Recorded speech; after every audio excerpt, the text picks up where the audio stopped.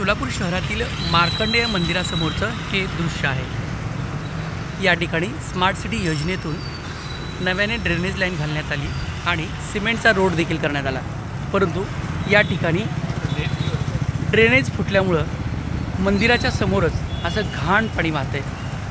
त्यामुळे लोकांना ये-जा करणं देखील मुश्किल झालं आहे।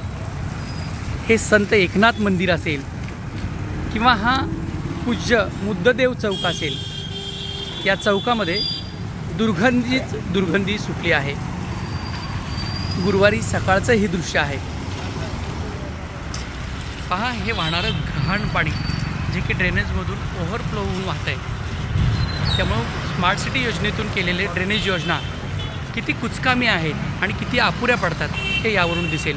हे चित्र बदलावं एवढीच यस न्यूज मराठीची अपेक्षा।